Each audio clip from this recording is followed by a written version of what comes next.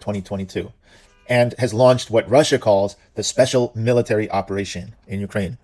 This conflict has already resulted in tens of thousands of deaths on both sides. Russian soldiers, Ukrainian soldiers, men conscripted to fight who cannot leave the country and must engage in war with weapons against each other, as well as some civilian casualties as well, numbering in the thousands. This conflict has also escalated to affect Europe and other countries around the world.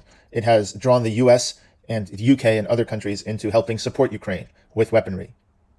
This conflict threatens to expand into a full-fledged war between Russia's population and Ukraine's population. Russia has already stepped up its bombing in recent days of civilian energy infrastructure, plunging Ukraine into what could be the coldest winter on record in a very long time. With this conflict, on this video, I'd like to explore and dive into the reasons for why Russia invaded Ukraine, to understand the chronology and the motivations of why the Russian government authorized an incursion into Ukraine and why it calls it the special military operation. The reasons for invading Ukraine originally did not include annexing parts of Ukraine. They did not even include regime change in Kiev. We know this from interviews with presidents who spoke with Putin and also other leaders who said it in pretty open terms. Here is the Finnish president, somewhere around March, talking about Putin's goal in Ukraine is not regime change. Here we go. What do you think at this point, having spoken to President Putin and President Zelensky, what do you think a peace or a ceasefire or an end to this looks like? They are negotiating. Fourth round is ongoing at the moment, and what we heard earlier on is a slight positive comment on both sides. But what the result could be, maybe we are far away from that. So, in order to understand Russia's motivations in invading Ukraine, we're going to talk about the peace negotiations. Those were central to resolving the conflict back in March. But here is the Finnish president denying and explaining that Putin, his goal was never to change the regime in Ukraine. So then what was the goal? We'll get into that. But first, the president. Even though we have some positive signals. And, well, Putin has his list. We all know it. But it seems that changing the government of Ukraine is not anymore at the list. When I asked him, he said that it has never been there, but nevertheless, that was the understanding so far. So when everybody thought that he was going to march on Kiev and extract the government and enact regime change and put a puppet in, you think that's off the table now? Well, he was very clear when I said that, have you given up that demand? He said that I have never demanded it. Okay. See, they're very shocked about this. He is not, but around the world, Russia is very, very bad at explaining its motivations, whether it's with nuclear threats or whether it's justifying their invasion. They don't communicate clearly, and so while they are consistent internally and to other leaders, when it comes to the media, it doesn't appear so. Here's another president, the president of Belarus. As the war had dragged on into May, this is what he said about the position of Belarus. He expressed surprise that this war, essentially this, what Russia calls the special military operation, this conflict has dragged on for this long, because the expectation was that a peace agreement would have been reached early on in the conflict. What Putin and a lot of these presidents didn't understand is that Ukraine had a different agenda now. They wanted to join NATO. They wanted to have this big war with Russia to some extent, if that was the price that they would pay to join NATO. But before that, let's listen to Lukashenko. Мы категорически не приемлем никакой войны. Мы делали и делаем сейчас все для того, чтобы этой войны не было. Благодаря вашему покорному слуге, то есть мне, начались переговоры между Украиной и Россией. Я знаю позицию России. Я знаю, что предлагает Россия Украине. Но почему Украина, на территории которой идет фактически война, военные действия, гибнут люди. Почему Украина не заинтересована в этих переговорах? Еще один вопрос. Но ответ на этот вопрос можно найти в Вашингтоне. Если честно... So basically he is saying that he arranged peace talks between Russia and Ukraine. In fact, these peace talks couldn't find a venue for a few days, and then they convened for a little bit. But ultimately there were high hopes. And as the Finnish president was saying, there were high hopes at some point. But a little bit of progress, some positive things had been said. They are negotiating. Fourth round is ongoing at the moment. And what we heard earlier on is a slight positive. Basically, these peace talks that many civilians asked, please, conclude these peace talks, arrange something to avert the war. They failed. And we're going to get into that. But before we get into that, we need to understand Russia's reasons for invading Ukraine. So basically, one of the things is that Ukraine was welcomed into NATO. NATO said that it could join at some point. And for Russia, this has always represented a big danger.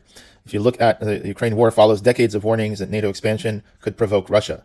There are so many things. In 2008, when Medvedev was the president of Russia, and NATO had told Ukraine and Georgia that they can join, Burns, the ambassador to Moscow, wrote to Condoleezza Rice, the Secretary of State, saying, Ukrainian entry into NATO is the brightest of all red lines for the Russian elite, not just Putin.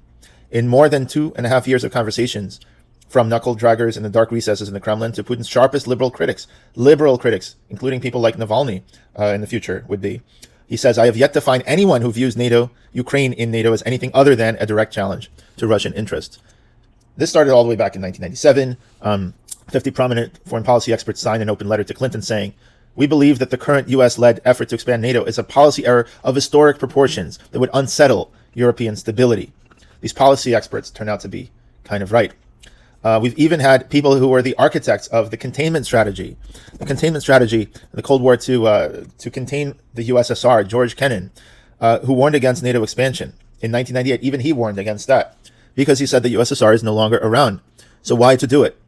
For example, Thomas Friedman, who is a famous foreign policy correspondent at the New York Times, 1998, in an interview with Kennan says, I think it's the beginning of a new Cold War. I think that the Russians will gradually react quite adversely, and it will affect their policies. I think it is a tragic mistake. There was no reason for this whatsoever. No one was threatening anybody else, he says in 1998. This was back when Yeltsin was still president of Russia. This expansion would make the founding fathers of this country turn over in their graves. We have signed up to protect a whole series of countries, even though we have neither the resources nor the intention to do so in any serious way. Since then, the U.S. military budget had been expanded to help fight essentially two world wars, two adversaries like China and Russia at the same time. So essentially, NATO expansion, as I have spoken about in my other video, was one big thing. But from the point of view of Russia, what were their intentions in invading Ukraine? To understand this, we need to understand what Russia did in Georgia, because it's essentially a carbon copy of what they expected to do in Ukraine. So to understand that, we go back to the Georgian Civil War that occurred after the fall of the Soviet Union. In Georgia, essentially, there were these ethnic enclaves of Ossetia, the north of which was still in Russia, and the south of which was in Georgia, and then Abkhazia. And these people considered themselves separate from the broader Georgian polity. And since, in 1991, the Soviet Union had collapsed, some of them had broken away and wanted to have their own enclave, similar to Transnistria in Moldova and other places like that. This civil war ended up with sort of these enclaves, which are kind of under the control of Georgia, kind of under the domination of Georgia, but it always had these tensions. So what happened in 2008 was essentially that Mikhail Saakashvili, president of Georgia, had tried to get a clear answer from NATO whether they would in fact, take Georgia into NATO. And of course, they fooled around with them. They dangled the carrot. And that encouragement of Georgia and some training of troops and a little bit of weaponry essentially emboldened Saakashvili to take a chance and to engage these breakaway regions, right, and take them back. So again, very similar to the Ukraine conflict, as you see here, is that originally there is a kind of a civil war within the country. Right after a vacuum of power, and certain regions become these breakaway regions, and Russia pretty much de facto supports them. You've got the Russian Black Sea Fleet here, so they are very interested in keeping these under the control, under the influence and protection of Russia, even against Georgia, which could become infiltrated by NATO members. Here's Turkey right on its border. So Georgia becomes sort of like a buffer against NATO in a way, and NATO then offers Georgia membership, or dangles this carrot in front of them. So what happened next is interesting because essentially, Russia, from its side, sort of provoked Georgia into attacking Ossetia in some way. You could say that either Russia provoked it, or in fact, Saakashvili had interesting designs on these regions. Depending on who you read, there's blame to go around. But what happened next is that Georgia started shelling these regions, and then eventually the war spilled over to Abkhazia. The Russians were ready and basically took columns of tanks. Does this look familiar? Convoys of tanks to go and invade Tbilisi. What's interesting is that a 5-day war with Georgia was essentially the entire war lasted only 5 days. And the reason for that is actually here. The reason for that is, if you read here,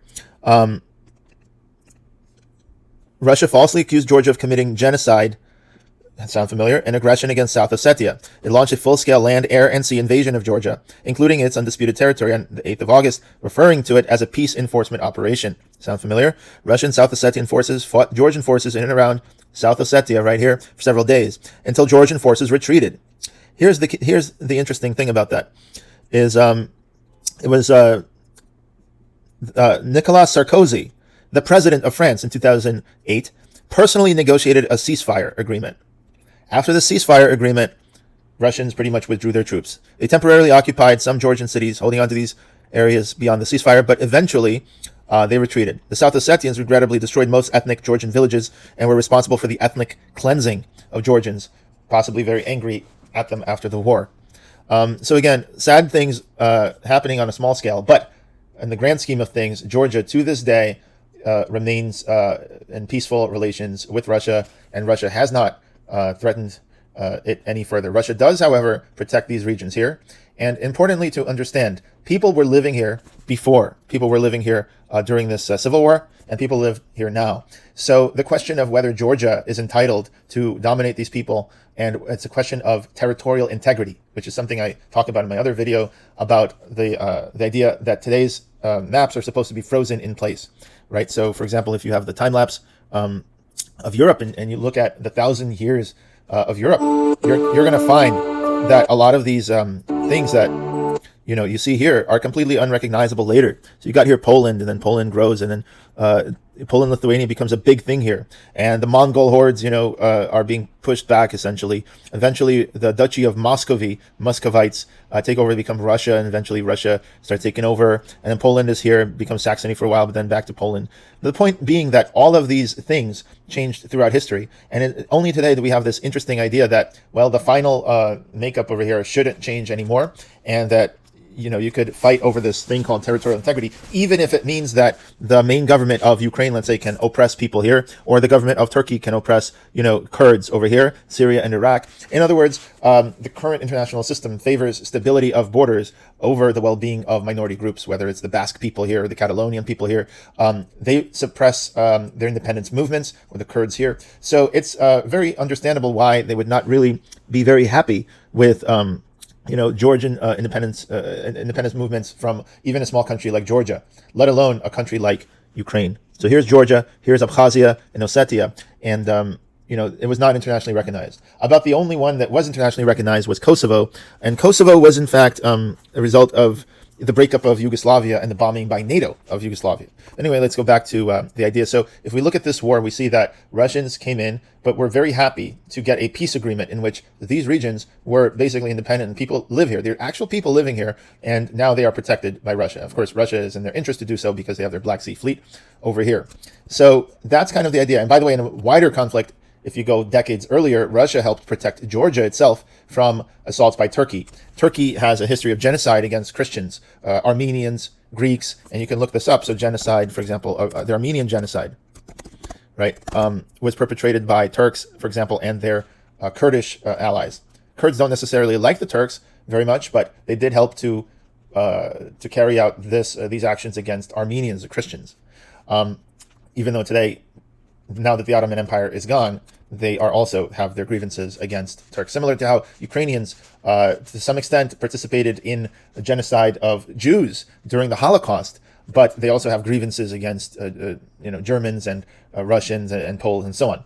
So that's the Armenian genocide. Then you have the Greek genocide by Turkey as well. So if you were Christian around Turkey, you were not really that happy. So if Russia was there to protect Georgia, back then Georgians were thankful a little bit for that. Depends on the generation. Anyway, so if you want to see what Russia's motivations were, they were essentially to militarily intervene and force a peace agreement on Russia's terms. That was, in fact, the goal of Russia in invading. Now, the goals of Russia in invading Ukraine were largely similar and responding to pretty much the same type of dynamic. NATO welcomed Ukraine. Ukraine was ambiguously, trying to figure out, are they going to become a member? Are they not going to become a member? They became emboldened. But this time, Ukraine was trained for years in a proxy war over here to fight a proxy war against Russia. And Ukraine itself became essentially, as Zelensky says, a de facto NATO member, armed by NATO, trained by NATO, tens of thousands of soldiers being sent off to learn NATO tactics, generals from NATO essentially sending the military strategy for them to carry out offensives, which lately have been quite successful, giving them weapons, giving them literally the locations of where they're supposed to shoot and sink Russian ships and Russian artillery. In other words, NATO provides a lot of the intelligence, the satellites, the weapons, the training. And so de facto, the new army of Ukraine, not the one that was decimated in the early days of the war by Russia, but the new one is essentially a NATO-led army, an extension of NATO. So in a way, Russia understands that it's actually fighting NATO tactics, NATO weapons, and so on. Of course, the Ukrainians being the people who actually press the button and launch the Stinger missile or whatever. And the drones, which are self-guiding. So essentially, this has become a proxy war between Russia and NATO already in Ukraine, and threatens to increase, but hopefully cooler heads will prevail. But initially, Russia's goal, again, was not annexation of these regions, although it did recognize their independence. It was to protect these regions and also to intimidate the Ukrainian government into essentially letting them have their autonomy. In other words, a carbon copy of the Georgian War.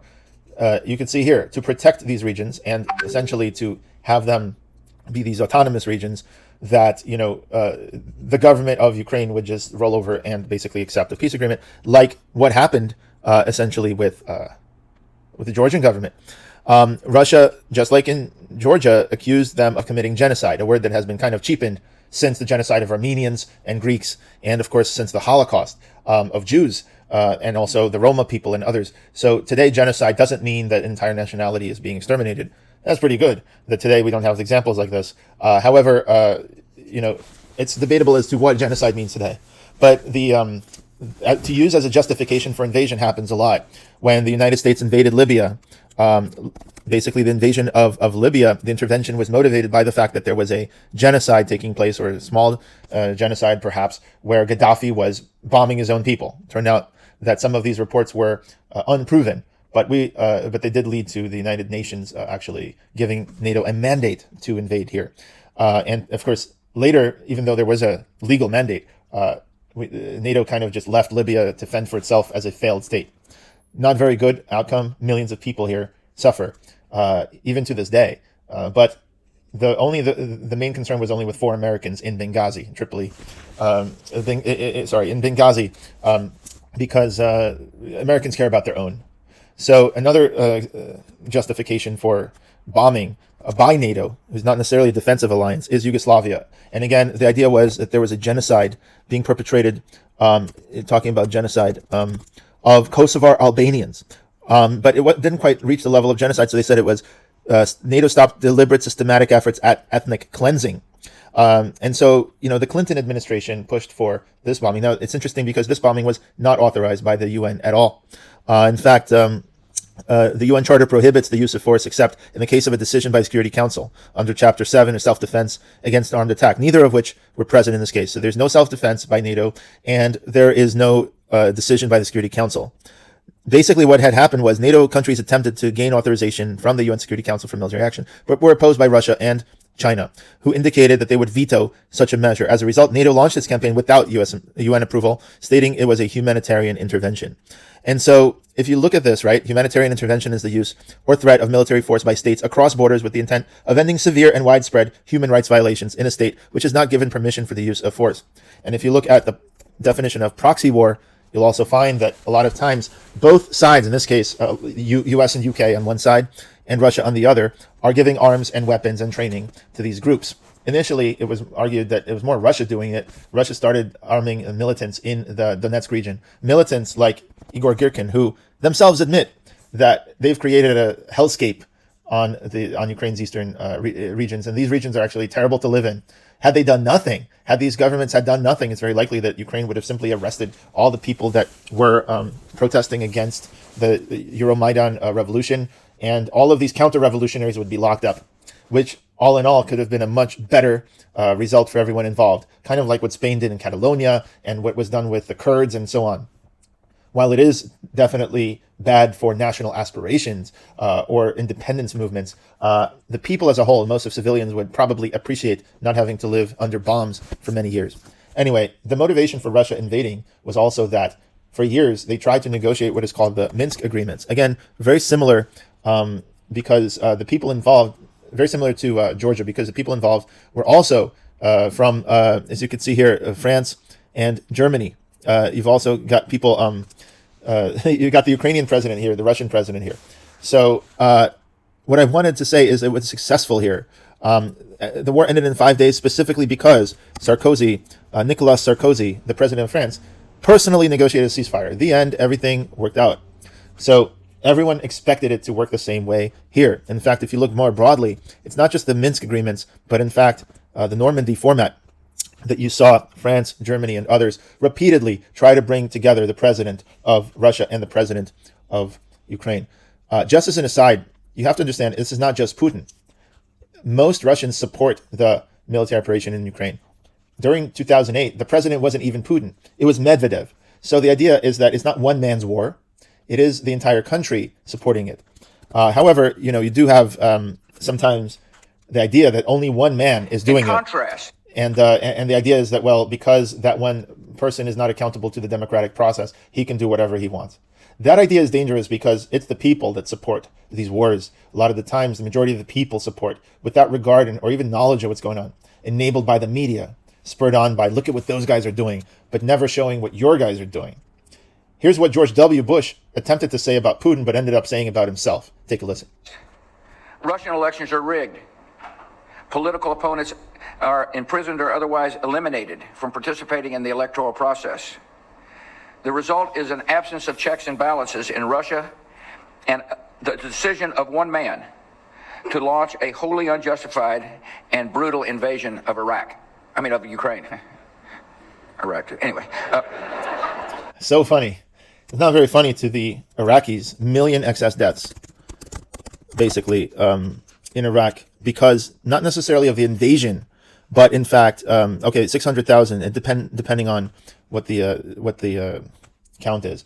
And it's not the actual invasion that produced the most deaths. It's the subsequent occupation, which was to some extent authorized by the UN. So again, the idea of occupation or invasion or being authorized, like the intervention in Libya, is not a guarantee that it will go well. In fact, the NATO bombing of Yugoslavia actually went better than the one that was authorized in Libya, because in Yugoslavia, they simply arrested one guy, Milosevic, and the rest, and life went on.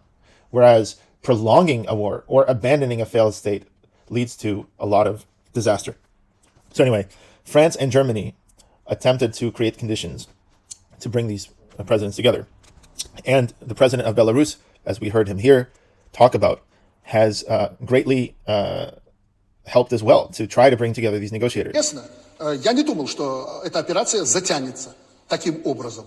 Но я не настолько погружен в эту проблему, чтобы сказать, по плану там у них идет. Basically, he's trying to create peace. He doesn't want to figure out if it's going according to plan or not according to plan. I mean, who really says, if it's really going according to plan? But on the other hand, this is what, Russia and Putin were talking about. It will have to go according to plan. And how do we actually figure out if it's going according to plan? Well, we can't, because we don't know what's actually happening on the ground. So here, we get, for example, 1 second.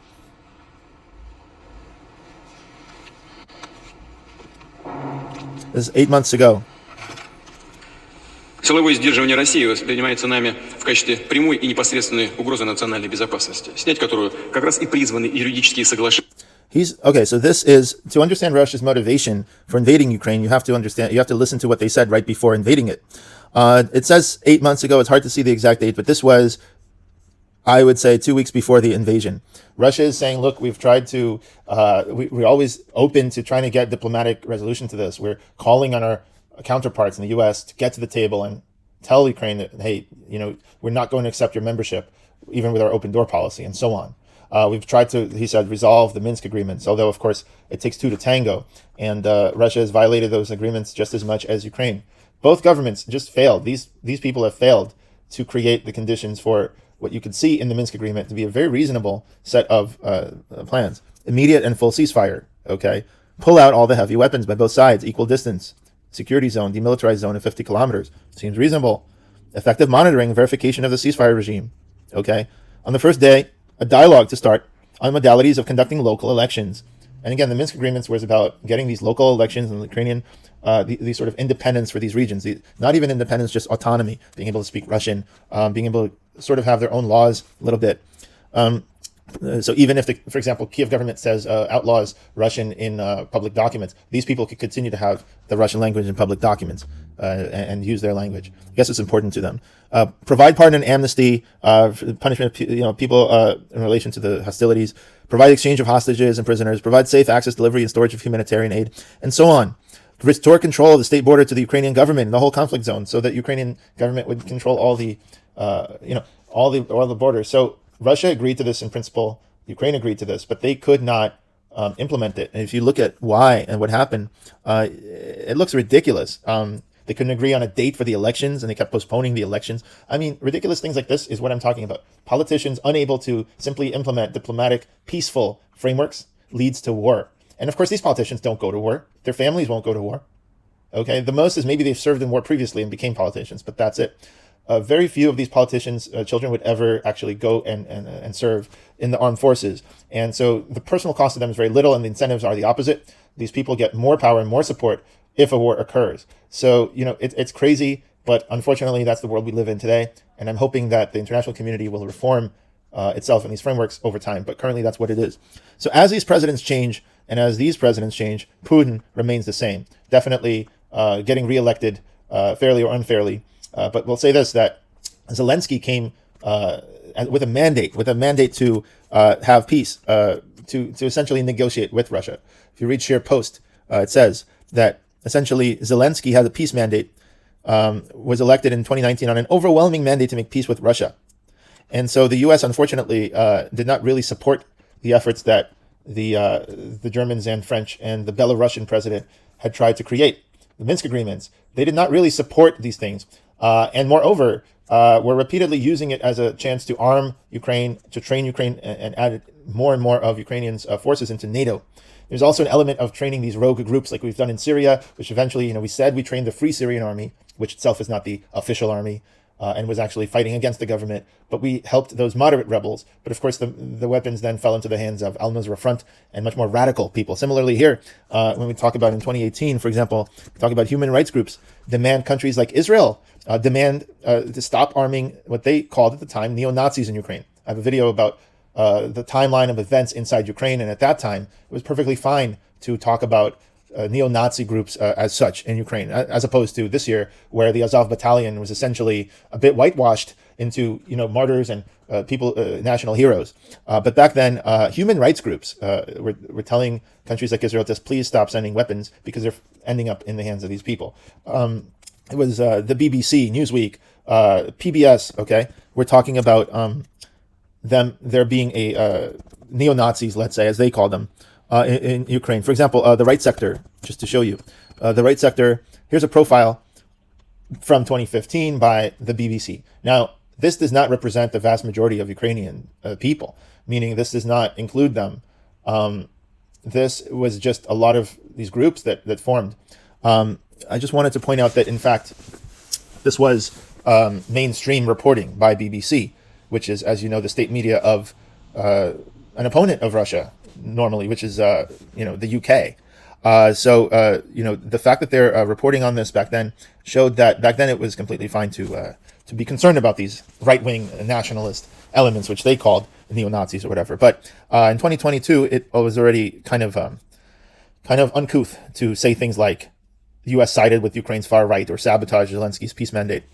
But as it was, Russia was seeing its neighbor basically be turned against it and be used in the future as a potential base for launching attacks, similar to how Cuba, with the Cuban Missile Crisis, JFK blockaded Cuba.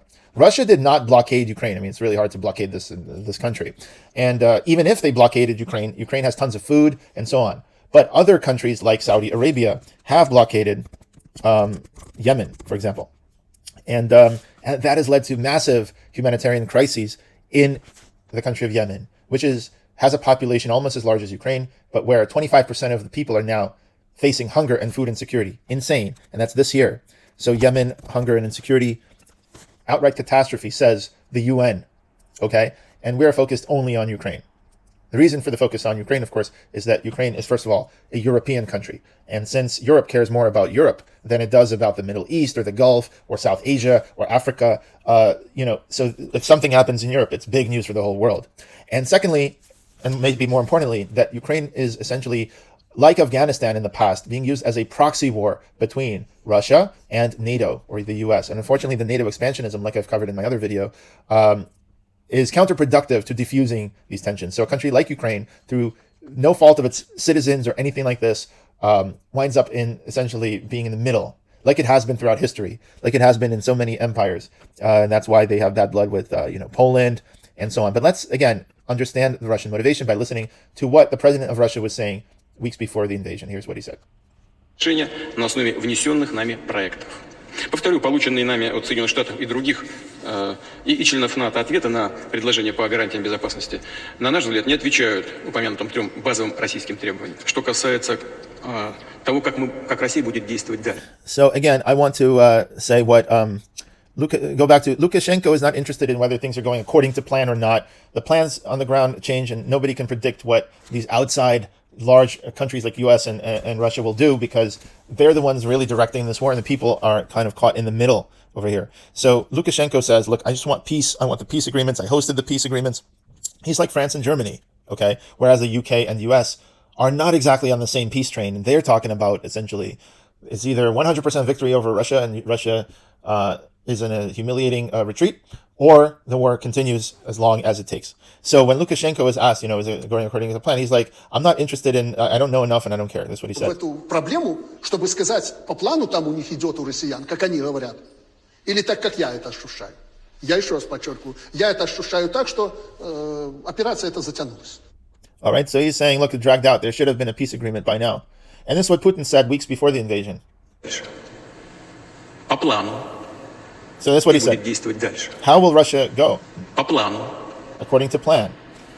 А из чего он будет складываться? Из реальной обстановки на местах. Кто может ответить на то, как она будет складываться, реальная обстановка?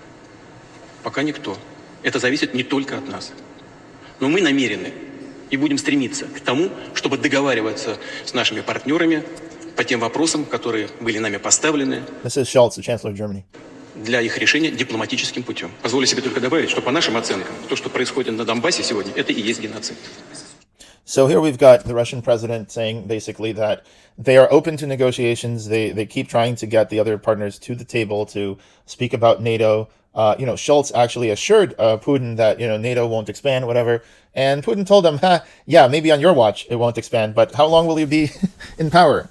And that's the thing. So one of Russia's motivations is to stop the expansion of NATO to Ukraine. And as I've said, and I've pointed out, it's one of their brightest lines. And of course, this ambiguous position of will they or won't they take Ukraine in or Georgia in leads to this sort of hopefulness on the part of the government of the country, even though they had an overwhelming mandate to make peace with Russia. But then instead, they go ahead and say, well, the Minsk agreements, we don't like them. They're going to give too much power to Russia to influence Ukrainian elections, which on its face is like, well, hasn't Russia been the entire time, decades, hundreds of years influencing Ukraine, even in the last 5 years through Yanukovych or whatever? Hasn't the U.S. been influencing Ukraine? So here's John McCain, who came to Ukraine in 2013. Again, think about this, coming from a country that is shocked, appalled by foreign meddling by Russia, even a little bit, even any country foreign meddling in their elections. This is what they come to do in 2013 Ukraine. Привіт, Ukraine! People of Ukraine, this is your moment. 2013, this is before Yanukovych was ousted. This was before any invasions by Russia, any wars by Russia. The U.S. comes here and basically appeals to the anti-Russian crowd who wants to go into Europe and basically says, look, this is a new century for you. Stop dealing with Russia. Just leave Russia's sphere of influence. What do you think the consequences for Russia would be economically and so forth? Russia perhaps doesn't have the finesse of the U.S., doesn't have the economic reach or the reserve currency around the world to go ahead and try to put economic pressure. Ukraine would simply make deals with Europe. And so Russia basically tries to to influence Ukraine to stop this kind of stuff. Anyway, here's what happened in 2013. Народи український, це ваш момент. This is about you, no one else.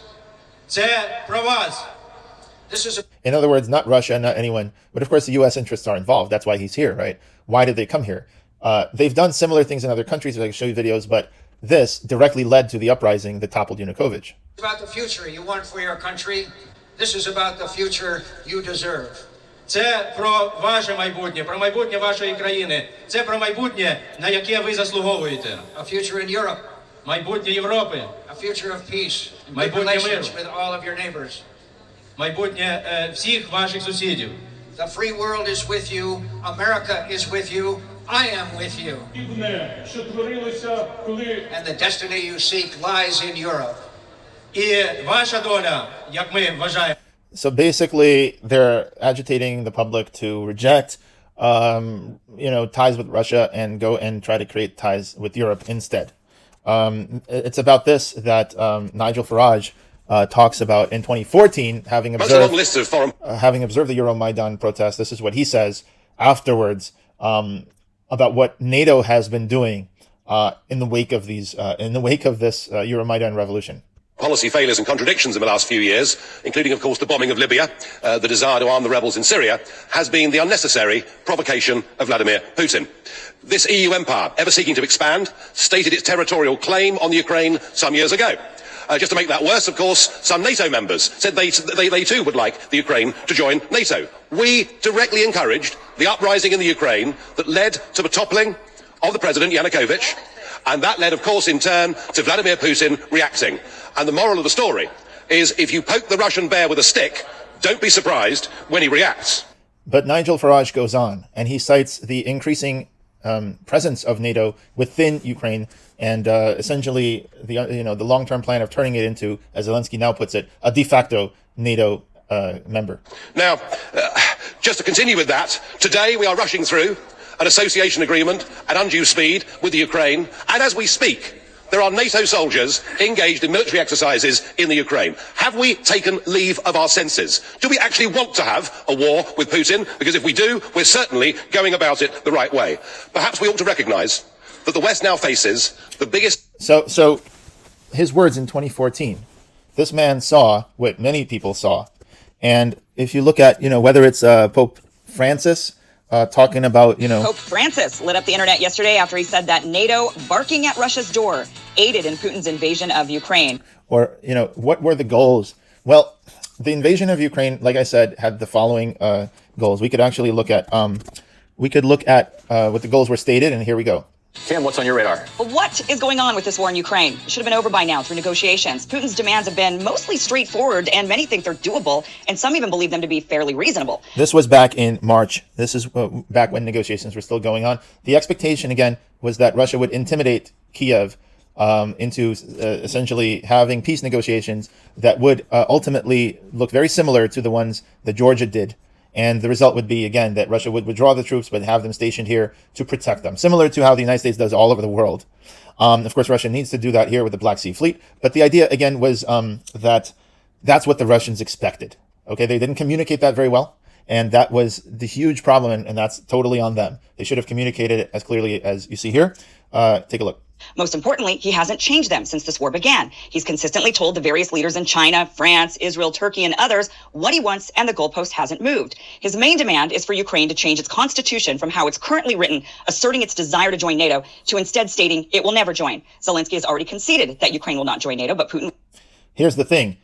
Zelensky can see whatever he wants. Zelensky does not have the power to do that. The Constitution has essentially been agreed on by the people, and it takes either a popular referendum of all of Ukraine to, an angered Ukraine right now would not do that. And also, other than that, Zelensky could call a special session of Congress, the Verkhovna Rada, which is the parliament, and basically twice they would have to vote a year apart or something to change the constitution. That having been said, keep in mind that the Euromaidan revolution actually demanded a change of constitution itself. So apparently you could just go and demand it. And, so you have revolution of dignity. And that was the original problem, right? Is that essentially, you got things like this. And this shouldn't happen in a democratic country. Basically saying that, you see, the new government restored the 2004 amendments to the Ukrainian constitution that had been controversially repealed.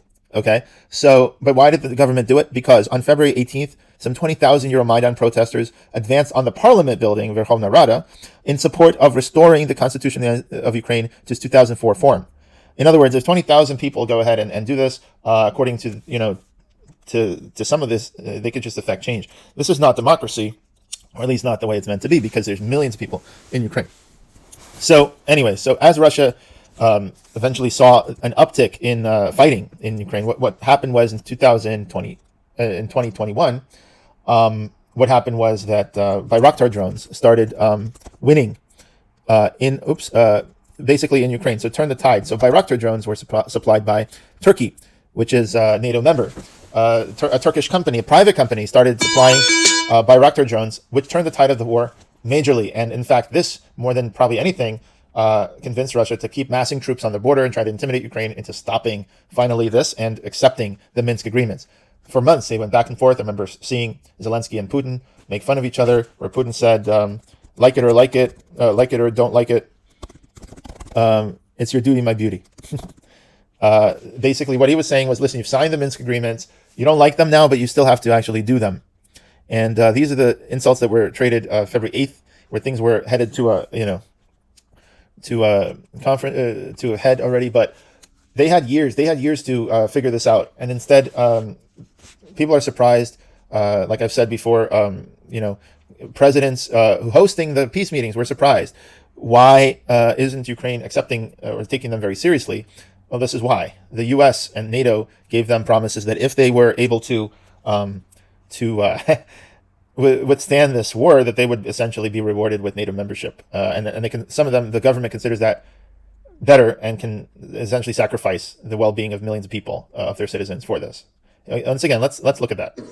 Мы делали и делаем сейчас все для того, чтобы этой войны не было. Благодаря вашему покорному слуге, то есть мне, начались переговоры между Украиной и Россией. Я знаю позицию России. Я знаю, что предлагает Россия Украине. Но почему Украина, на территории которой идет фактически война, военные действия, гибнут люди, почему Украина не заинтересована в этих переговорах? Еще один вопрос. Но ответ на этот вопрос можно найти в Вашингтоне. You understand?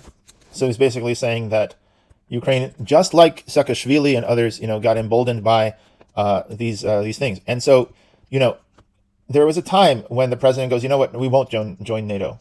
Let's just get things done. And the same thing happened with Georgia. And he said it on the eve of the 5th anniversary of the war between Georgia and Russia that he tried to avert. Keep in mind, Saakashvili later was actually... his own country kind of sidelined him for corruption and other things like that. So it's not like, well respected over there. But the point is that all these things already happened in Georgia, and Russia expected a similar thing. But NATO essentially was much, much further ahead with Ukraine. And you could see what happened, because you could see Arestovich, who's now the advisor to Zelensky. Back then he was a critic. Here's Zelensky, his advisor Arestovich, in 2019 is perfectly predicting everything that's going to happen. It's not like a surprise why Russia did this. How does he know? Because he understands the motivations. Ukraine, he says, must join one or another security alliance. It cannot be neutral forever. He thinks that it would be better to join NATO, and to do that, he would prefer to have a big war with Russia. Asked which one is better, he said, yeah, it would be great to have a big war with Russia. It would be cool to join NATO. Let's try it. We haven't tried it. Look, the thing is with people like this in government is that they impose their ideas on everyone else. Perhaps most people in Ukraine would not want to live under bombs for years in order to finally join NATO. Of course, he is not going to. He is going to live in Kiev, and he is not going to go to the war or send his family to the war or live under bombs near the front. So the incentive structure for people like this, the commentators, the intellectuals, the, shall we say, the politicians, are completely backwards, and that is what leads to wars. Here, have a listen. О каких-то сроках прекращения войны? Нет, ни о каких сроках прекращения войны мы не будем говорить. Наоборот, это, скорее всего, подтолкнет крупные военные операции России против Украины. Потому что они должны нас будут просадить в инфраструктурном отношении и превратить здесь все в разваленную территорию для того, чтобы нас неохотно... То есть Россия сможет пойти на прямую конфронтацию с НАТО? Конечно, Россия... Нет, не НАТО. Мы не успеем. Они должны это сделать до того, как мы вступим в НАТО, чтобы мы не были интересны НАТО. So he understands that as Ukraine gets closer to joining NATO, Russia would have to get involved and try to finally head off this possibility. Because as far as Russia understands, as I've shown in the other video, this represents an existential crisis to the Russian state. And you could see similar attitudes with Kennedy towards the missile crisis in Cuba. For example, Cuba, right? Was that an unprovoked, unjustified invasion? Well, the Bay of Pigs may have been, but the idea of blockading Cuba was a direct response to what the USSR was doing, which is putting missiles on Cuba and helping them. So there's no talk of an open door policy or the idea that every country can decide its own security arrangements. It's clear in realpolitik that if your neighbor wants to join a enemy military alliance, then that is something that you cannot allow in your backyard, so to speak. U.S. would not allow it. China would, not allow it. Although you could say right now China is contained and is surrounded by, countries that have welcomed the U.S. forces, and that's what happens. Taiwan is getting weapons now from the United States, and South Korea has soldiers stationed there from the Korean War, and so on. Japan has, after the U.S. has devastated it with nuclear weapons and won the war, they stationed their armies there, and since then they have protected Japan. So the idea that Ukraine has to have a protector, and it should be the NATO alliance, is something that Arestovich in 2019 advocates for, even though that might mean hardship for millions of Ukrainians, as we're seeing now, and as might become worse as the winter becomes colder. But let's continue. Перестали быть интересны, как разваленная территория. С вероятностью 99,9% наша цена за вступление в НАТО – это большая война с Россией. А если мы не вступим в НАТО, это поглощение России в течение 10-12 лет. Here's what's interesting is that, to him, a big war with Russia, with 99.9% probability, according to himself, is better than what he calls a Russian takeover in 10, 12 years. What does this takeover look like? Is it economic? Is it more integration with Russia's economy? Who knows what the Russian economy would be in 12 years if this didn't happen? Doesn't seem like such a bad thing necessarily to be closer with Russians. These guys speak Russian. He's speaking Russian. So what is so bad about having good relations with your neighbor? It's like saying, we have to have Mexico or Canada saying we have to have a big war with the United States, otherwise we'll be absorbed by the United States into what? Into some sort of alliance like the NAFTA? But he doesn't go on to explain it. And that's the problem with these politicians too, is they're so vague, but they tell you they know what's good for you, and this is what he says. Вот и вся вилка, в которой мы находимся. А теперь давайте выбирайте Зеленского. Подождите, теперь если поставить чашу на весах, а что лучше в таком случае? Конечно, крупная война с Россией и переход в НАТО по результатам победы над Россией. So that's pretty insane. I spoke to Noam Chomsky, and he said, basically whoever says that Ukraine is going to beat Russia and get into NATO is crazy. Well, it doesn't seem so crazy anymore when NATO, all these countries are giving them the weapons, and the weapons are autonomous, drones, whatever, they can just fly themselves. So you don't even care which nation is actually deploying them. Anyway, so it's no longer clear the old understanding is true, that Russia is going to simply win because of numerical advantage or anything like this. Ukraine is fighting on its own turf. It's getting endless weapons from these countries whose arsenals are far bigger than what they're giving Ukraine. So he may be right about Ukraine's winning NATO, but it still sounds crazy to people like Noam Chomsky, who for decades, have had the original traditional understanding that, it's a much bigger country. That Tucker Carlson says, it's much bigger, so therefore it's going to win. Not necessarily anymore. And what's interesting though is when he says, now let's go vote for Zelensky, what he's talking about, Zelensky was the peace candidate that was supposed to actually create peace with Russia, which would have thrown a wrench into plans of guys like this, the Warhawks, would basically say, no, we don't want peace. We don't want this mandate that Zelensky, was supposed to have, right? Which is that the mandate was that to implement the peace, the Minsk agreements. That's what was promised. Remember those Minsk agreements, the ones that, would actually lead to disarmament and Ukraine controlling its own borders and just having autonomy those. So to him, those Minsk agreements are not good because that would mean that there's normalization of relations with Russia and then a quote unquote takeover in 10, 12 years. So that's what he means. And now let's go vote for Zelensky. Turns out Zelensky failed at his mandate. And so Arestovich became eventually his advisor. One wonders maybe Arestovich helped Zelensky to see the light, that maybe he wants to side with Washington regardless of his mandate. Here you go. 12 лет. Вот и вся вилка, в которой мы находимся. А теперь давайте выбирайте Зеленского. Подождите, теперь если поставить чашу на весах, а что лучше в таком случае? Конечно, крупная война с Россией. Because he doesn't have to go and fight this war himself. His family's not going to be on the front lines. What does he have to lose? If anything, eventually he could just leave Ukraine if things get really bad, right? As a sort of government in exile, dissident, whatever. And he's going to be hailed as a hero regardless, right? Because that's the incentive structure. That's the problem. Regular people have to actually flee. The women and children have to flee. The men can't even leave. They're conscripted into this war. And essentially, the men have to fight, and the women and children have to live under bombs if they stay. It's a ridiculous thing because these politicians simply cannot, get on the side of this, which is the peace agreements. They try and they try and they try, but what you don't see here is the United States and UK, who essentially decided, hey, we're going to do the opposite. We're going to basically sabotage the mandate by not supporting it. And instead, now, not even the peace agreements are being supported, and since April. И переход в НАТО по результатам победы над Россией. Что такое может быть крупная война с Россией? Вот. Это воздушная операция наступательная, вторжение российских армий, вот 4, которые они создали на наших границах, там осада Киева, попытка окружить войска, которые в АТО находятся, ВОЗ, операция объединенных сил, прорыв через Крымский перешейк, выход на Новокаховское водохранилище, чтобы воду в Крым дать, наступление с территории Беларуси, там создание новых народных республик, диверсии. Basically, the guy completely calls a lot of the things that Russia will do. He knows in 2019 that this would happen, and he still prefers it. As a side point, when he's talking about the Kakhovska Dam, to stop water from coming through Crimea. Yeah, why would you do that, guy? It's like, why would the country cut off water just because those guys decided that they're gonna, for the same reason, why would Russia bomb the infrastructure of Ukraine and its civilian?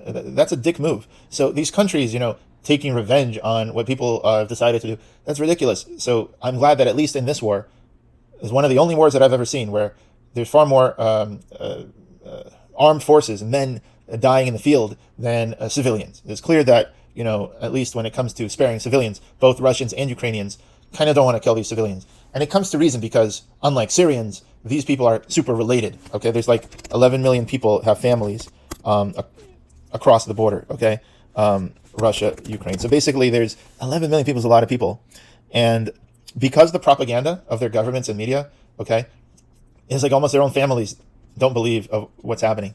That is how far the propaganda of these media people is. And Arestovich is just one of those media people. Object of key infrastructure. Like, he's okay with what's happening now with this war of, hitting electric stations, whatever. Because, again, this guy is not the lower class. He's not the working class people. He is, essentially the elites, right? And so the elites and the intellectuals, as Noam Chomsky often says, they support a lot of these things, whereas the regular people, either they have to go and fight or they have to live under bombs. Вот что такое полноценная война. И вероятность ее 99%. Когда? После 21-22 самый критический, 20-22 самый критический эти самые. Yeah, so he nails the years, he nails everything, and he still prefers it. Let that sink in.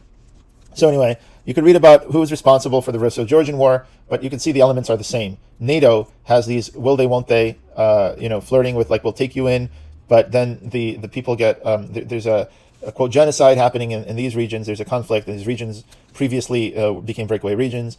Russia gets involved after many times trying to, talk NATO out of trying to annex these groups. By say annex, what I mean by is militarily, right? Station their troops there, give them weapons, put their bases there. And, finally, if you look at all the U.S. bases around the world, right? Here, this is a good one. Russia wants war. It's a little meme that happened years ago, right? Russia wants war. It used to be a meme, but now it's unfortunately true. But look at, this is the U.S. bases around the world. 800 bases around the world. The rest of the world combined has 30. So 800 bases in the United States, the rest of the world, 30. So this is a containment strategy, right? To protect Europe, the Middle East. We're interested here with the oil. We have some bases here. We contain China somewhat. But you see China and Russia, they're kind of sitting here. There's a North Pole over here. I don't know what kind of bases you could have there. But the United States is playing world policeman here. And eventually, like I said in my other video, this can backfire very deeply. And so that's the problem. So going in, basically what happened was the following. Putin wanted to join NATO early on. He wanted to join, but he got the cold shoulder. Because we only know this because the ex-head of NATO, the person heading up NATO at the time, talks about his experience, and he's honest about it. Yeah, Putin wanted to join. But Putin wanted to join as an equal. And of course, they would not let him do that. They would only allow Russia to join just like regular, like a small country, Estonia.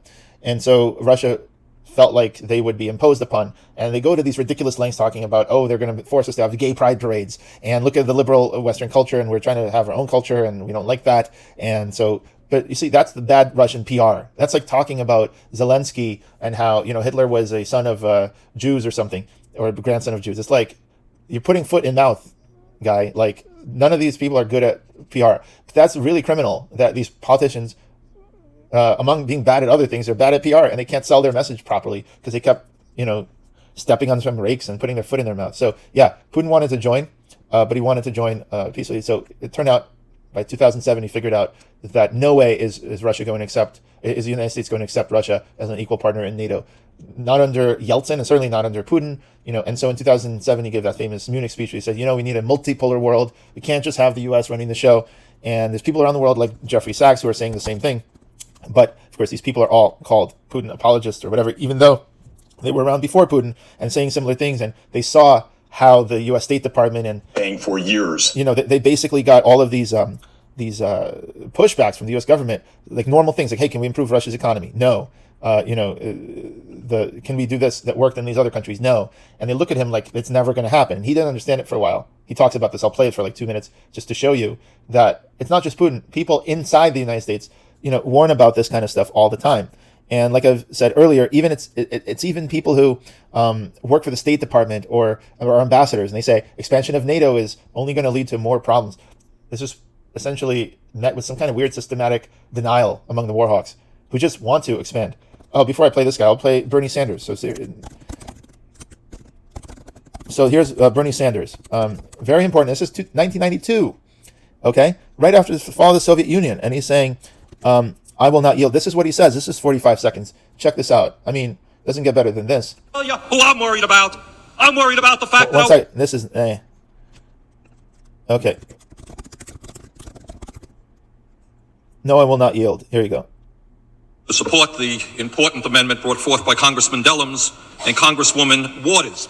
Sometimes I think that the people in this institution and in the White House are really losing contact and not knowing what's going on with the American people. In case you don't know, and you haven't seen the latest polls, the American people hold the President of the United States in contempt. They hold this institution in contempt. They hold the Republican Party in contempt. They hold the Democratic Party in contempt. They think that maybe, given all of the crises facing this country, it's about time that there was some bold leadership here and that this institution made some hard choices. And this is what the choice is about.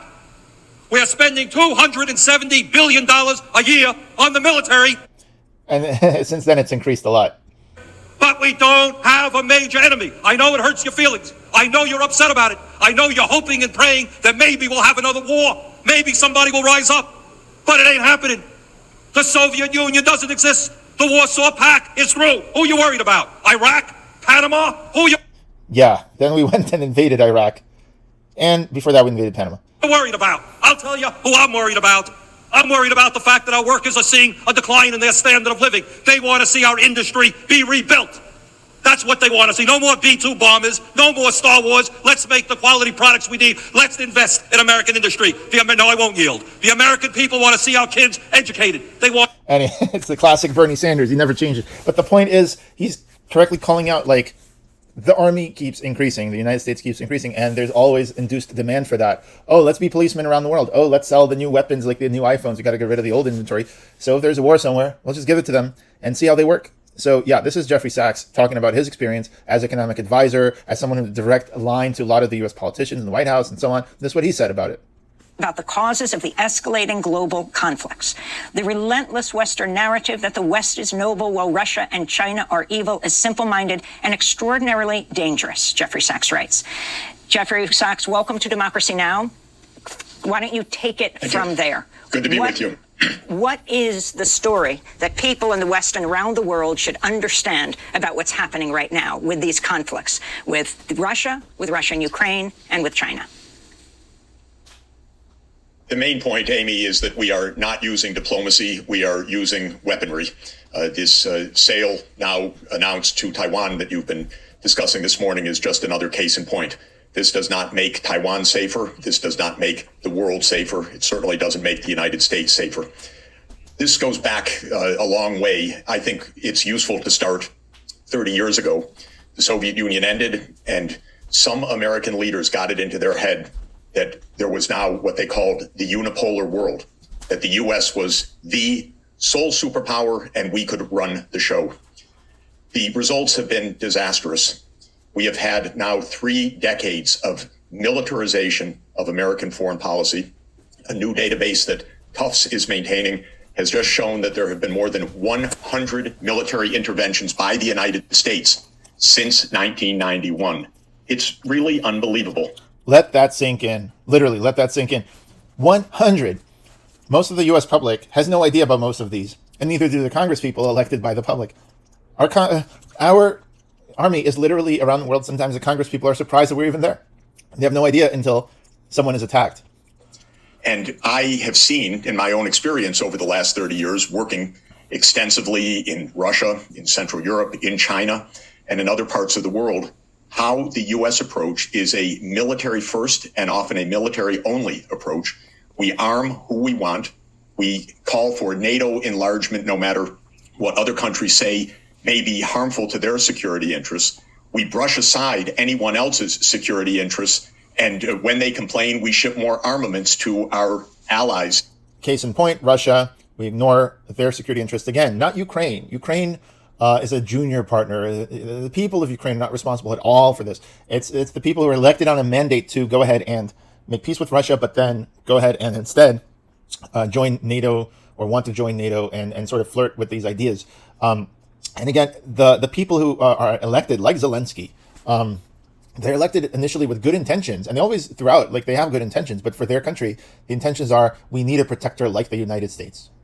And the United States, like I said, came in 2013, and they literally tried to woo these countries to their side.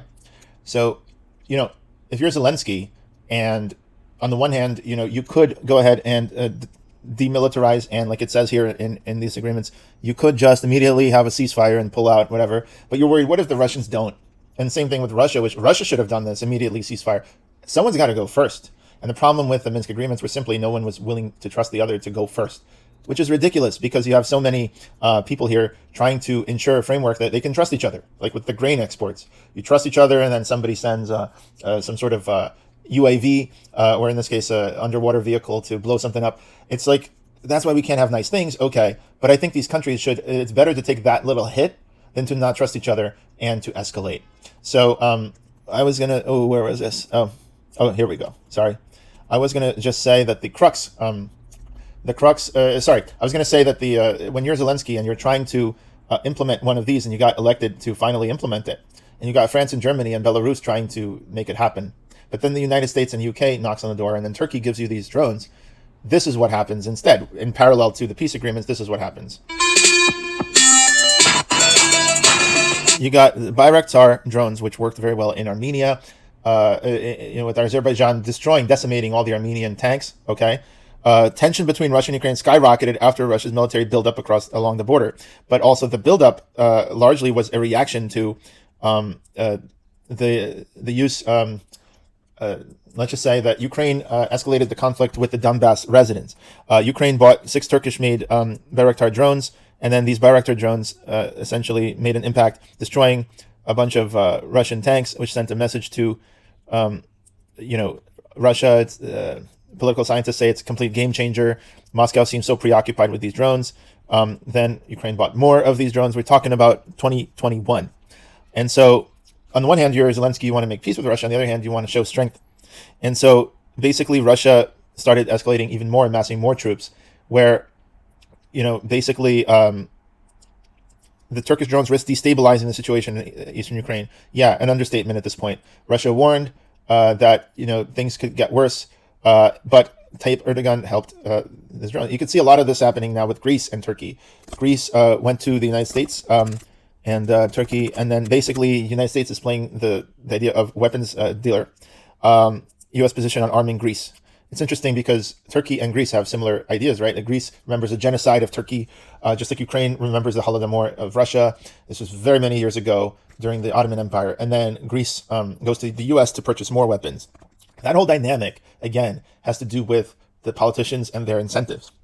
Instead of having a peace agreement, the politicians decide, hey, what if we show strength and we could show even better weapons on the battlefield? But that only causes more escalation on all sides, right? So essentially, Turkey, Ukraine, they started to integrate these drones, and eventually Turkey kind of started playing both sides. They helped Putin as well. It's weird because Putin, they now signed an oil agreement that Russia is going to supply oil to Turkey. These NATO countries, like Turkey, like the United States, actually help inflame the tensions. It doesn't help these countries. So that's basically the timeline of why Russia got involved. As we know, however, after they got involved, the peace talks, basically collapsed. They fizzled out. And so what that looked like is basically And the reason why this war isn't so clear cut, it's not like, well, Russia invaded, Russia's the aggressor, is because Ukraine had been shelling the Donbas region for many years. And if you look at, for example, the Human Rights Watch, it talks about you have widespread use of cluster munitions. The New York Times reports cluster munitions. This is back in 2014. Cluster munitions are the same thing that was used in Bucha. We're talking about Ukrainian government forces use cluster munitions in populated areas in Donetsk. Again, not a lot of people were killed by these things, but just the idea of using these banned technologies, why? Why to do it? So basically, you see also like New York Times wrote about it. Okay, so basically a lot of the reason why some people support in Russia the war and invasion is because of the shelling of the Donbas residents. Again, if all they did was withdraw and do the Minsk agreements, no one would support the war, not even the politicians, because they couldn't justify it anymore. But instead, what happened was the war escalated. There were war crimes in Bucha, and this is so the timeline's like this. Basically, around February 18th, the separatists tell the civilians to go into Russia, which means that there's an invasion about to happen. Okay, get out of the way. Then what happened was the application of these breakaway regions was recognized by Russia as being legit. So remember this, remember these breakaway regions? So eventually Russia recognizes them as being independent. That's different than autonomy. So the Minsk agreement is kind of dead, or at least now it's a downgrade. You got to go back to the Minsk agreement. And that's what Russia was hoping for. It's like, okay, you know what? We'll recognize them as independent. We could still implement the Minsk agreement. But now these areas will be independent. And plus they had more demands now on Ukraine. So after years of negotiating and trying things, which, by the way, both countries are responsible. Russia's responsible for arming rebels and while at the same time negotiating. Zelensky's responsible for bombing the rebels while at the same time negotiating. But all these things going on, they were unable to reach a peace agreement, so they invaded.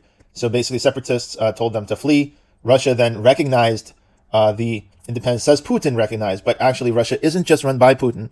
What happened was basically that Putin made the announcement, I would request the Federal Assembly to back this decision and ratify the agreement of friendship. I think it was a unanimous or supermajority decision to ratify an agreement of friendship and mutual help with these republics. Just to have a little bit of a throwback, Poroshenko, they had an agreement of friendship with Russia. And Poroshenko basically ripped it up, the treaty, because in 2018 he's like, this is not friendly. Like, rather than implementing these agreements and renewing their friendship, they exited this treaty, which fixed the principle of strategic partnerships, the recognition of inviolability of existing borders. Okay, so basically happened was termination. On September 19th, 2018, Ukrainian President Poroshenko signed a decree not to extend the treaty. So all of these things contributed to an element of unfriendship.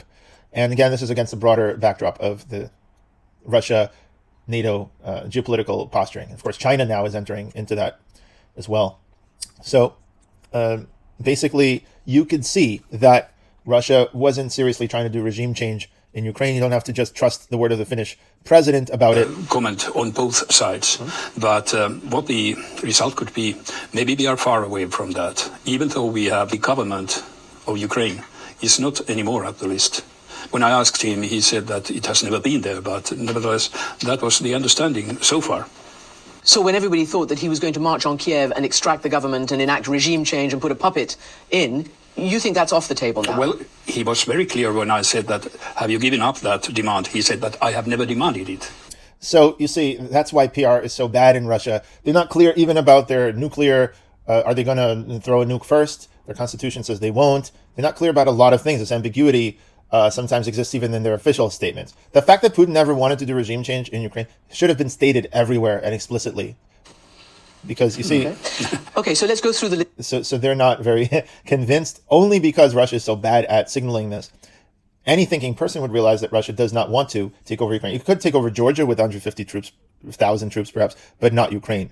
Ukraine's just too big. How are you going to hold the whole country with 150,000 troops? But more importantly, the convoys that you saw in this Russian-Georgia war, the convoys of tanks coming in, the Russo-Georgian war.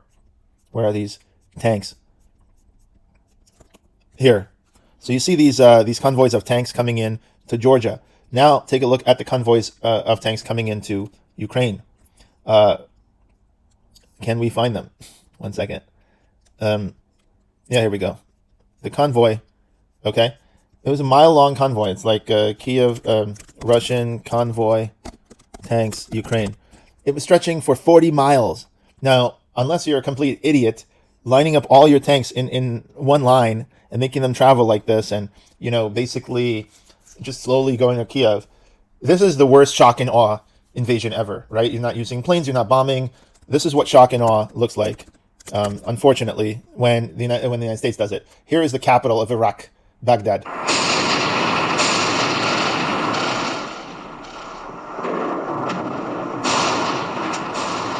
And it just goes on and on throughout the night. And this is what's happening. This is shock and awe. This is to make sure that the people give up. Russia did not do this, at least not in Ukraine. It also did not blockade the country. So instead, Russia did this.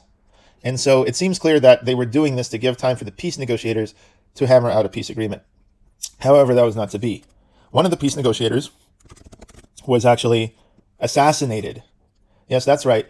One guy who was selected by Zelensky to be on the delegation of peace, perhaps he was too overzealous or something, I don't know. He was considered to be a hero by the Ukraine Foreign Ministry, but at the same time, the Ukrainian KGB, it's called the SBU, security service, claimed he was a Russian spy. So was he a Russian spy or was he a hero? Not clear. The government, it depends on who you ask, but it's certainly weird that someone selected directly by the president, Zelensky, could just be killed like this, who was a peace negotiator.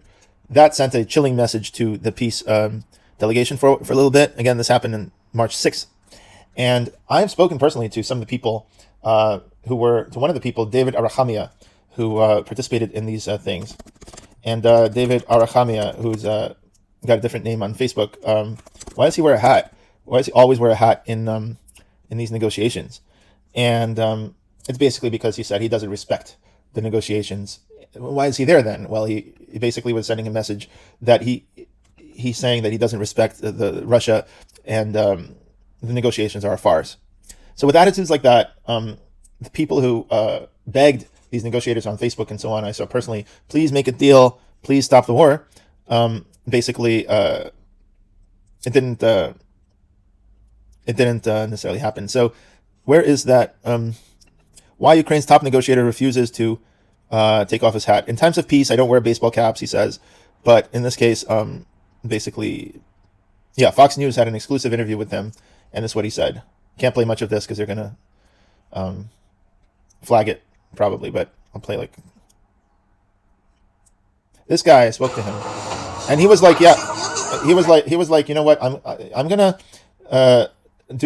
try my best to get a peace negotiation. Like, he's like, I agree with you. I had told him personally, said, in 5 to 10 years, the government of Russia is going to be different with a different president. Just get a peace agreement in place now. Save the economy of Ukraine. Save devastation. You could always renegotiate in 5 to 10 years. Be creative, right? Be proactive and try to go first. Almost try to find show that you've heard their security concerns and so on. And he's like, yeah, totally agree with you. And then of course they did not do anything. They convened for 2 hours and then left. And nobody knows what they said behind closed doors. So whether it's NATO's promises to Gorbachev, or whether it's Putin's talk with NATO, whether he wants to join, right? All of these things, we don't know what was said behind closed doors, and we'll never know, because again, the politicians, negotiators, they hold in their hands the future, but they're completely unaccountable for what they're going to do. So basically, any progress so far, he said, I would not say we're moving fast because we have a lot of people killed every day, especially civilians. Well, that's why you should move faster. It's tough, honestly, but we are still demonstrating some progress. At least the two groups are listening to each other. I should say that the Russian, from the Russian side, they sent this non-experienced diplomat who was like an art director or something, art ministry, but he was actually very good. They said that he was actually listening, unlike most of these politicians. And so, but the thing is, of course, the territorial integrity of Ukraine cannot be compromised. Well, the whole war is about essentially figuring out what to do. So if you don't want to compromise territorial integrity, go back to the Minsk agreements, right? Anyway, it's like, what about NATO membership? He's saying the response we're getting from NATO countries is they're not even ready to have us in NATO, not even for 5 to 10 years. I would not fight for NATO applications. We would not fight for the result. We would fight for the result, not for the process. Anyway, so this is the point, is that these negotiations were taking place, and Russia was essentially trying to intimidate Kiev with the slow-moving caravan. But at the end of the day, essentially engaged in Kiev. And that was, and again, stupidly, these politicians, oh, well, we sent the tanks there. I guess now we're going to have to engage in these skirmishes, these wars. And of course, the armies that were sent there, it's totally out of control. They had no plan because they didn't think it would get to this. Nobody thought that the United States would oppose the peace agreements so much and would not take it so seriously, the Ukrainians. But the fact is that Ukraine was on track to become essentially equipped by NATO, whether or not they were a member. And so nobody had predicted that. Now, when Russia entered these cities in their invasion, Donetsk and Lugansk, to be honest, I did not see a lot of people welcoming them. These groups seemed kind of small. I mean, let's be honest. But these fireworks and everything, it's almost like they were pre-planned by the separatists. Of the city of Donetsk, some residents of rebel-controlled Donetsk celebrated with fireworks. Residents came to the streets to celebrate the news, waving Russian flags and chanting, "Russia, Russia." Yeah, where are the people? I only see the flags. I see like fireworks, but whenever they show people, it's not a lot of people.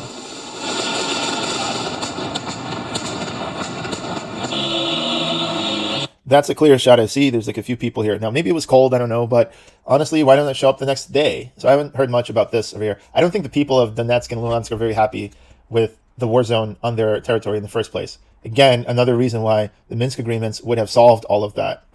But anyway, let's finish up.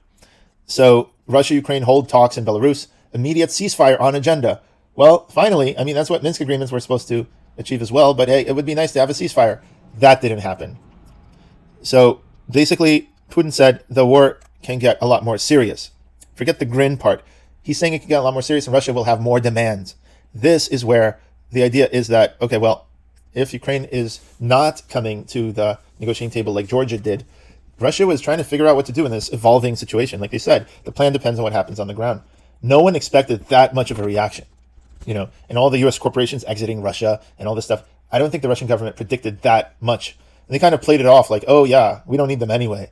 And they played it off like, oh yeah, the plan was always to stay that late. But as you know, even their allies and their presidents are baffled and said, Если честно, я не думал, что эта операция затянется таким образом.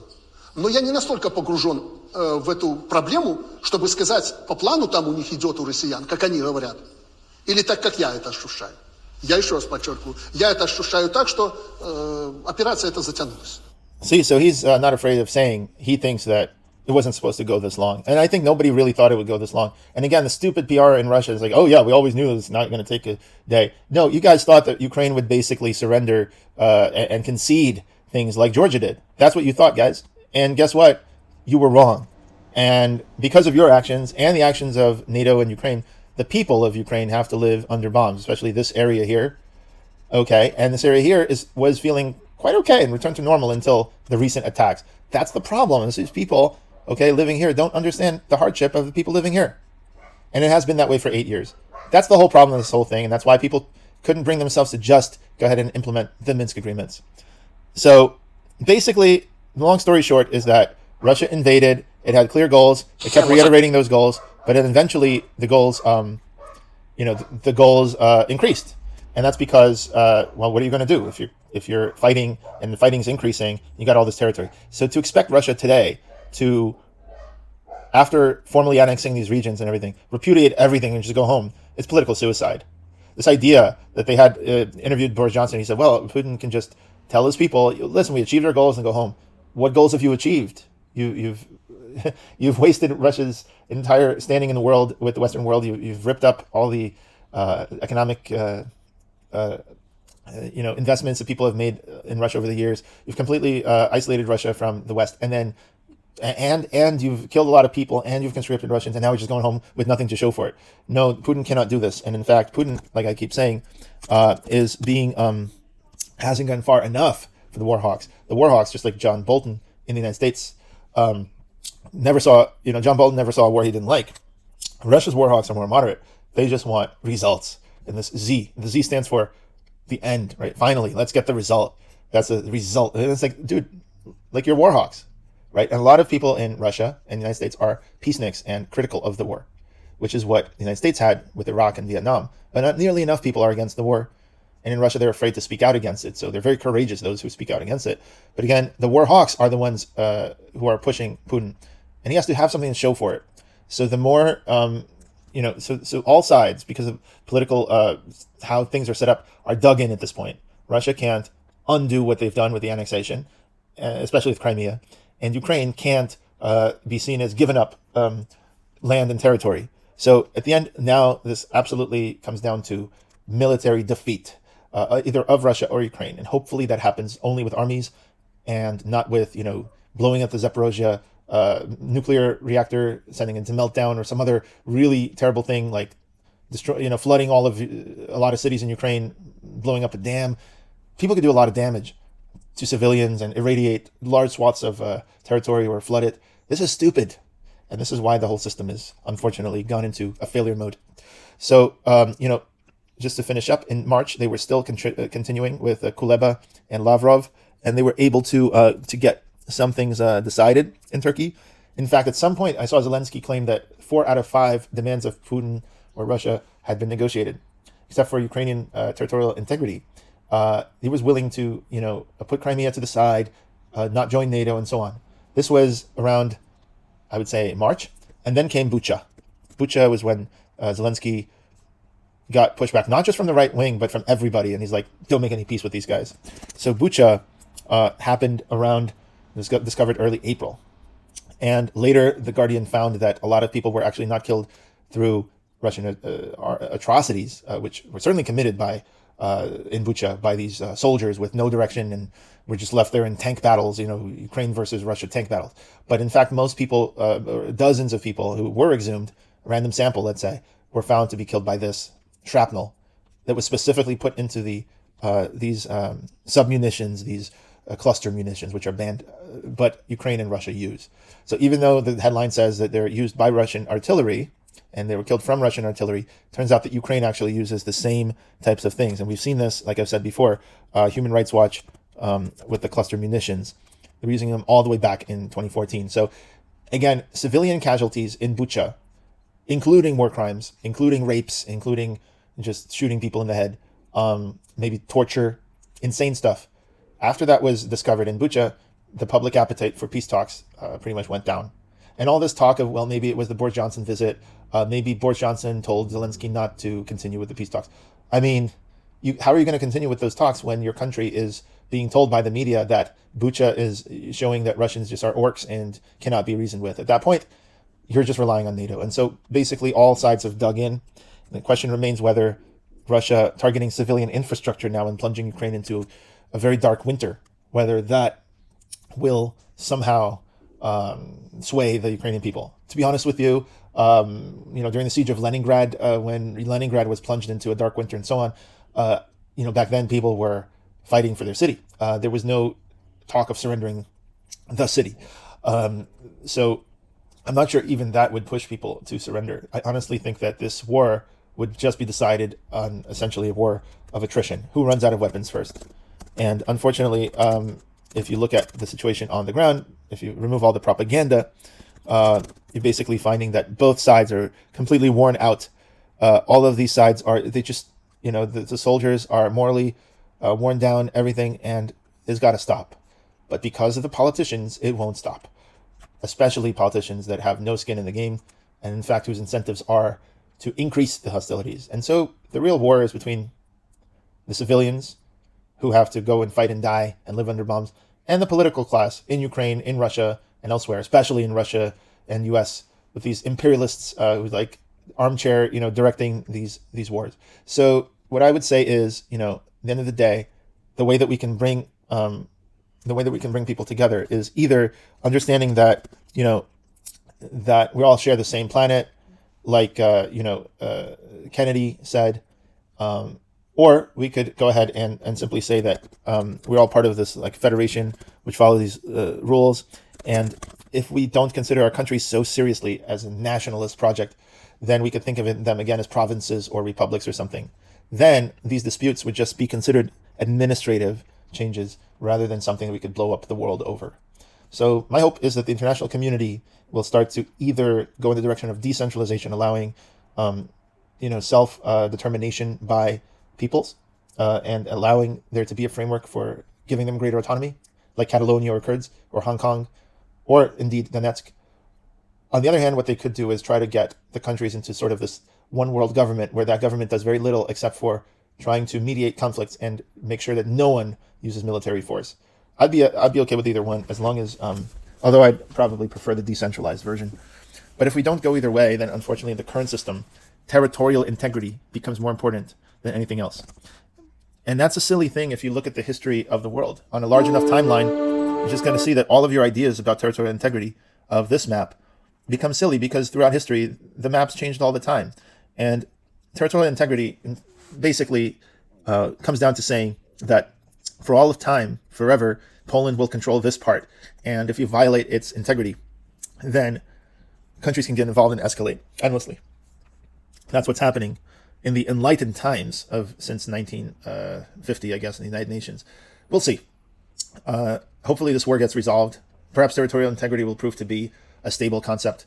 But as it is right now, territorial integrity is what's keeping the people, as you've seen, the people from these groups from concluding their negotiations, because they cannot compromise on things like territorial integrity. But if you look from a libertarian point of view, right, you're going to basically see that people live here, and the flag may change, but the people still live here. And what's more important is the country should serve the people. So if there's a little country serving these people and it has good relations with everyone, that may be better than this large country continuously shelling the small separatist region to prevent it from becoming a country. Perhaps one day we will realize that the status of being a country can be diluted. And that's the idea of the nation state. By biology, that's the idea of building online communities where eventually we could have many countries instead of just the countries that are physical. You could have countries that are online. And if that ever happens, then people could get a little more philosophical about what it means to live under a flag or have a jurisdiction or whatever, because at the end of the day, the old way of having countries, instead of having just a nation state, you could have the network state. Oh yeah, that's the name of the idea of biology is essentially, the idea is that you could choose what networks to belong to. And you could read about this here, and you could read about how you could get recognized as a country. So this video is all about how the current system of values, of territorial integrity being valued more than human lives and so on, leads to what is going on today. It went into Russia's ideas about why they invaded and a rational explanation for what they were thinking at each moment. And notice what they were not thinking. They're not thinking at any moment to genocide all Ukrainians. They're never thinking that they're going to go and invade all of Europe and take over all of Europe. The reason those things are advanced is because we need support for the US to enter the war and to close the sky over the Ukraine, no-fly zones, or give unlimited amounts of weapons and perhaps get involved on the ground. And this risks nuclear war. So in order to justify that kind of risk, it's not enough to say, well, you know, we want to make sure that this country in Eastern Europe retains its territory, and this territory is, you know, territorial integrity just doesn't motivate people as much as, and rightly so, because territorial integrity is a dubious concept, perhaps, or for libertarians. And if it leads to this kind of war, perhaps it's better to compromise a little bit on territory, like Georgia was actually willing to do, like I was showing here. Georgia was ready to trade NATO for breakaway regions. Well, in this case, it's the opposite. They wanted the territory. My point simply is that, you know, Russia did not want to genocide all Ukrainians, and Russia didn't want to invade all of Europe. The reason that people say that is because they have an agenda. They would like to see the US or some other country get more involved and risk nuclear war. And saying that they're doing all this for territorial integrity of Ukraine just doesn't sound as sexy as saying Ukraine is the foremost outpost of the civilized democratic world, fighting the dictatorial authoritarian world of Russia and China, although they should include Saudi Arabia and others in there. Basically having this idea that we're supporting these guys, they're fighting the war for us. How convenient. So you from your couch, yeah, you can send money, but what you really should do is tell your government to send more weapons. The reality is that these weapons are falling on the heads of these people living here, who happen to be Ukrainians. And so you could really ask yourself, if these people are considering themselves Ukrainians, why would Ukraine bomb them so much for so many years? And if these people are not considering themselves to be Ukrainians anymore and want to secede, then why not just give them some autonomy? Regardless, these are not possible options in today's framework. And so we're left with basically two options. Either Russia completely withdraws in a humiliating defeat and leaves everything that they set out to do, and then maybe even pays reparations to Ukraine, of course, and just never attacks anyone ever again. Okay. Or there's a nuclear war or endless escalation. There is no middle ground as far as we see, conventional warfare can continue for years, but unless something changes, the Russian president changes, or the Ukrainian president changes, nothing will really change. So it seems to me that we just locked in until either, there's elections in Russia, which change the president, could very likely be, or in Ukraine. Putin's health, for example, is a factor. And that's the point, is that these politicians may revisit things, but until then, it seems like there is going to be continuous war. So the best we can hope for is de-escalation and smaller arms being used, and just reducing it to a skirmish like it used to be here. Unfortunately, that's the best that I can predict for the region. Up until April, that was not the case. We had been hoping for actual peace agreements. There's a lot of hope that was placed there, but of course, things like territorial integrity, those concepts, it just happens to torpedo any sort of peace negotiations that could happen. So all of this is pretty much done. All of this, not much hope. Sorry for the bleak outcome, but unless you have some proposal.